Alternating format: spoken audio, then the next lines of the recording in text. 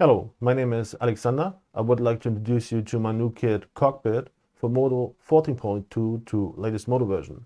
Cockpit is a kit that adds an additional HUD to the Modo viewport. I would say let's start by opening the kits menu. After installation, we find here this new button. If we click on this, a new horizontal toolbar will open. Sounds a bit strange. The idea behind this toolbar is just to give you an easy access to these two buttons so that you can place it anywhere you like in the UI. This is a cockpit main button. On control we have presets. On alt we have settings.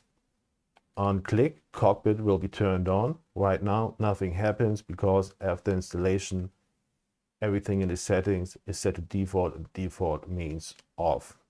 So let's jump into the settings. This vertical toolbar is a cockpit settings menu, so to speak. It's a vertical toolbar, so we have the benefit of having form presets, right? Cockpit ships with a few presets and a few color presets. I would say that let's just cycle through some presets so that you get an overview of what it can show. The first one is cockpit base. Just every box is ticked on, right? And the layout is centered at the mid. Cockpit auto start is set to yes. I think this is the same for the most presets. This just means at launch mode, cockpit will check if it should auto start or not. Next would be blue love, right? Component box at the bottom mid. Two boxes at the top right. Funky looks funky, I like it. High contrast. Color blue, color contrast, color green gray, and back to base. The first box here, world position box, that is this box here, shows us wait.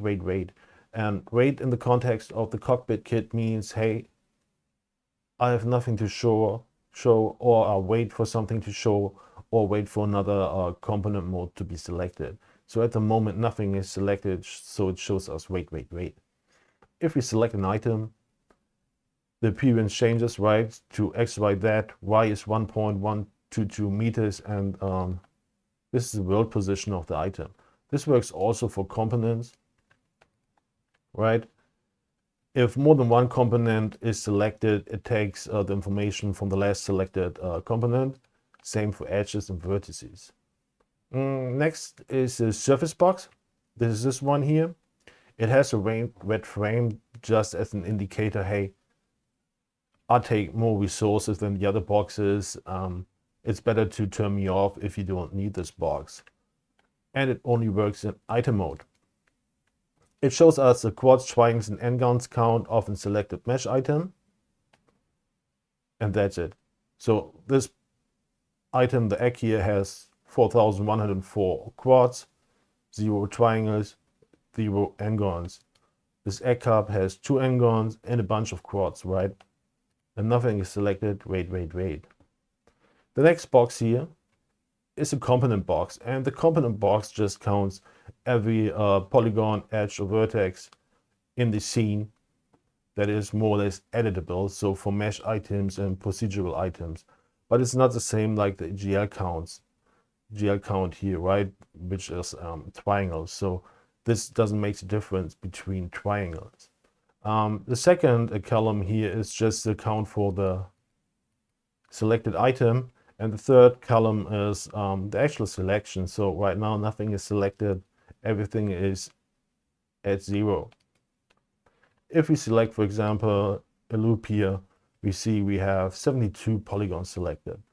If you go to edge mode, we see, hey, we still can see the number, and that's a cool thing in my opinion, that we still can see which components are selected, even if we are on different component modes, right? And now we have 72 edges selected, and we can even show this item mode. The next box is the main box. Pretty much shares some information with the native Modo HUD, like showing the name here, or if more than one item is selected, the number, or the count. but it also counts, unlike this native HUD, counts items that are selected in the shader tree or in the schematic question rule, which is better. Next is channel count. It's the same like in the native Modo HUD. The next texture here shows the selected UV map. Then we have FPS, just the FPS number that you gain in the scene, and the max to reach FPS since Cockpit started. Then we have grid, same like this, but with another stepping. It stays for a longer time, I think in centimeters. The next rate here is, it shows you the material that is assigned to a polygon. And if more than one polygon is selected, same like with the world position box, it will always take the last component and takes the value from this, right? So you see like the switches there, right? If we cross those egg color lines here. The next rate is edge length. So it counts the edge length of selected edges. If one edge is selected, only takes only one edge into account. If more is selected, it sums the edge length of all selected edges together, right? For the selected item. Then we have custom box and custom box large. Custom box, if this here, and custom box large is the longer list, so to speak. This can show 6 values and this can show 7 values. They have options here, so you can switch what they can show, like materials, unused material tags,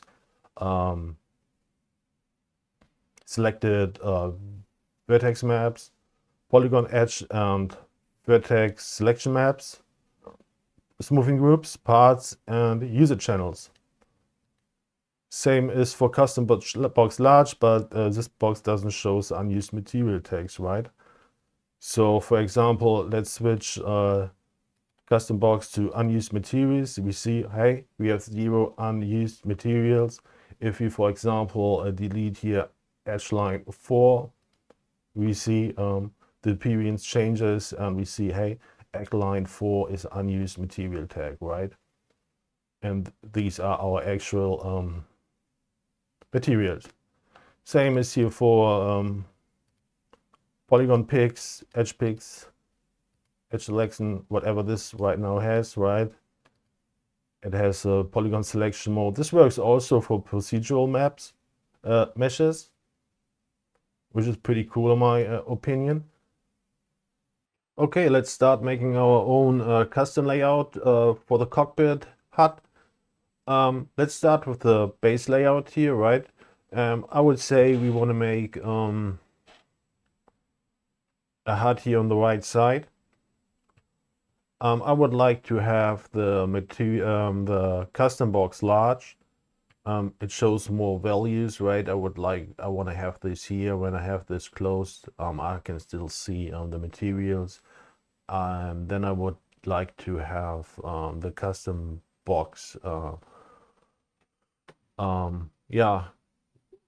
beneath it. So custom box large, we set this to top right, the custom box also to top right, and we see that those boxes right now overlap, so we want to drag the custom box just a bit down, right?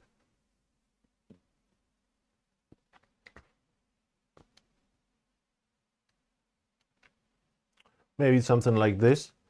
I want the this custom box here to show me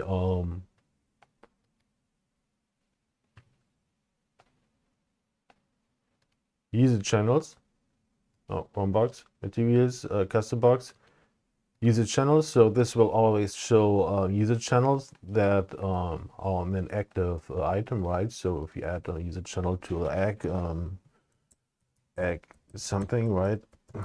Nothing special. We see, hey, this item has a user channel connected.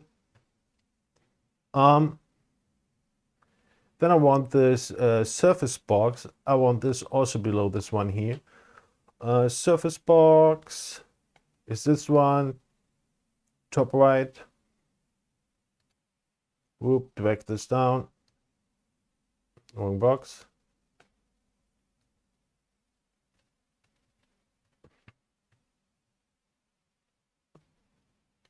But for the moment, I want to hide the surface box. The main box, I want this here on the lower right corner. So main box, bottom right, and we just increase the offset, maybe something like this. These two boxes, I don't want them in my layout, so tick this off. The color settings, I want to collapse the color settings because I don't want to change the colors every time I change my layout, right? So I collapse this bar, everything else I want to have open. So let's go to presets, make a new presets. We call this my right layout. Tick this on, skip collapse dividers. And this is good.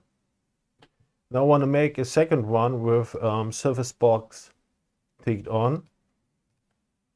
My right layout n-gons, maybe. Right, so we can switch between right layout and n-gons. Now I want to make a color preset, and I want to collapse all those submenus here, but having the color settings open. So maybe I want to have a different color for the text, maybe a lighter baby blue, another color frame, maybe in white. Box alpha is good, box color is also good, maybe a little darker. And then I want to make a color preset. I call this colors so that I know it's just for colors, color blue, white.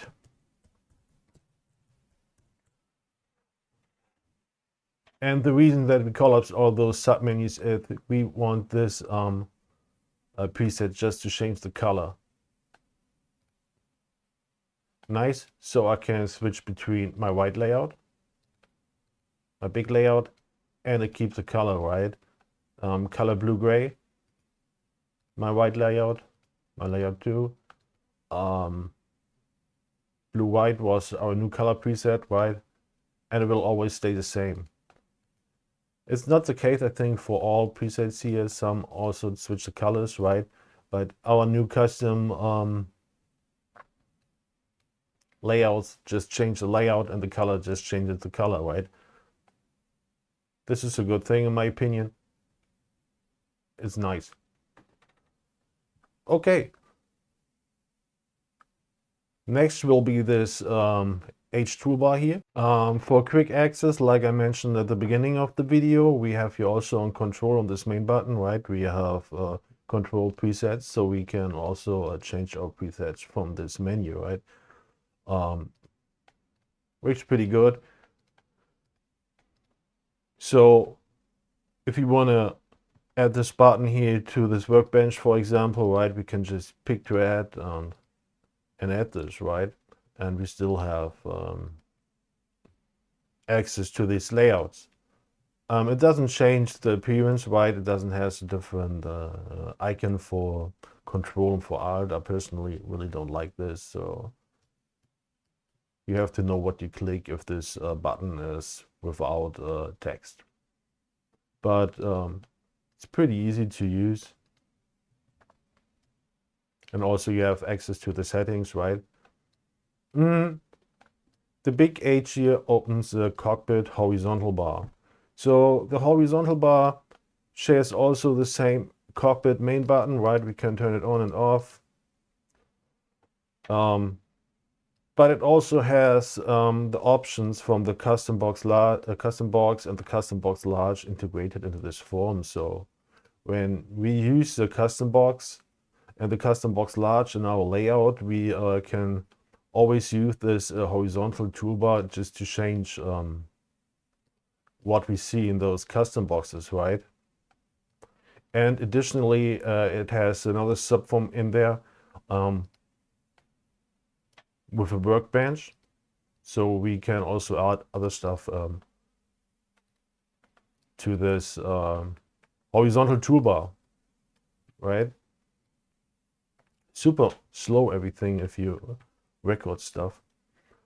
But the main idea about this horizontal toolbar is not to have this as a floating toolbar. Of course, you can use it like this, but my idea for this toolbar is that it should sit in here. For me personally, the information that is shown here is totally useless. I never look at this, and if I look at this, it's hard to read. It doesn't really help, so I want to have this here, and that's also the reason it has this additional workbench in there, right? So let's add this to this horizontal form here. So what you want to do is you want to click on these little small, super small triangles and unlock the height. This is good. And also for this one. And we click on this gray bar here, and it looks like this. Looks scary, but that's not a problem. We click on this the triangle, change it here to form view, go onto the settings gear here, and just type in cockpit. And we have find here cockpit horizontal. Nice. And that's all we need here. We min the header. Nice. And we drag this all the way down back. And we just lock again the height in this one and the height here. And this is how we can have this horizontal cockpit toolbar in this form here. And I think this is a nice nice thing, so we can turn it on here, come to the presets, right? Have access to the settings. We can change what the custom boxes will show us, and we have an additional workbench here for adding stuff, right? With the option here on the main button to choose presets, we want to make this a little bit more streamlined, more easy. So we choose here my white layout and open the command history. Select your history and go here to the workbench, right? Right now it's selected, and we choose pick to add. And we just choose here the last load preset entry and just make a left click on this. And now it's added to the form, so deselect this and do the same with the layout that has surface box in there. No, pick to add. Okay, nice. Now we have basically both layouts here in the form, so we can choose to quickly switch between those, turn on and off, right? If we select the one with the N-gon with the surface box and turn it off and turn it back on, and everything stays the same. Right click to rename this my one or something like this. There's also my layout. Opa.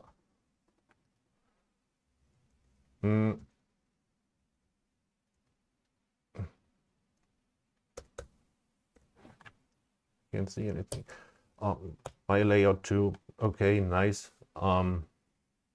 Yeah, there's an easy way, in my opinion, to have both layouts here in a more streamlined and more easy way to quickly switch between layouts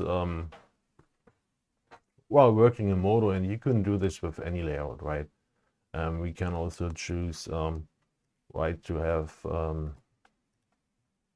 the base layout if you want just every information Let me just do the same here. Just right click,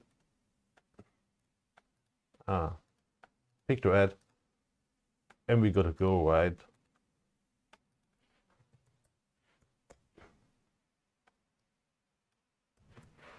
Base. Easy. Okay, drawbacks of the cockpit kit. One drawback is it reduces the viewport performance of Modo by around 20%, I would say. In the early stages, it was around 10%. Now it's 20. It shows now a lot more stuff. My opinion is this is totally fine for Kit that's written in Python and shows so much stuff at the same time.